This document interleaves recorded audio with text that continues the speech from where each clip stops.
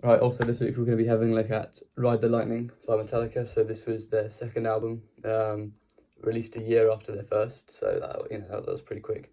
And it's 8 songs, so what I like about these Metallica albums, they're usually pretty limited track list, and they kind of prefer to have longer songs, which I think generally is better for memorability, because you have less songs to remember and the songs are longer, so you have more chance to remember the songs, if you know what I mean, because there's probably more repetitions of verses and choruses, or generally these are long because they have like long solos or long instrumental parts or lots of different parts as opposed to repetition, but still, I think for sure I just prefer a compact track list like this, because you've got the singles. I'm not actually sure what the singles were, but the big memorable songs to me were Ride the Lightning, For Whom the Bell Tolls, Fade to Black,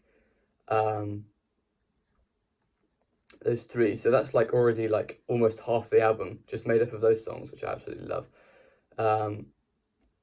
And Creeping Death, and Fight Fire with Fire, some really cool, like fast, like, your typical James Hetfield, like down picking fast riffs.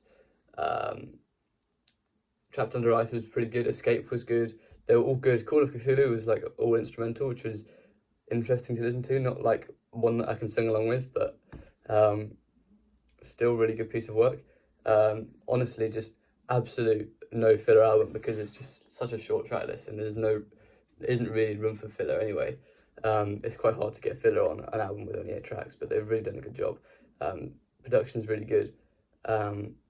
And it's just, it's still, because this is their early days and they still had all of the kind of youthful energy, and they'd kind of worked on their craft a bit more from the last album. So it seems really polished, and it's just an absolute classic metal album, to be honest. And I really, really enjoyed listening to it. So I'm gonna give it a 9.5 for enjoyment. Not a 10 because thrash metal isn't really like my genre. Like if I'm listening to thrash metal, I prefer like Pantera. So yeah, it's more of just kind of like a personal kind of like, does it resonate with me kind of thing. And it's definitely a perfect album. But it just personally didn't resonate with me enough to give it a 10. But I think a 9.5 is like, you can't really complain with that, can you? So yeah, that's Ride the Lightning.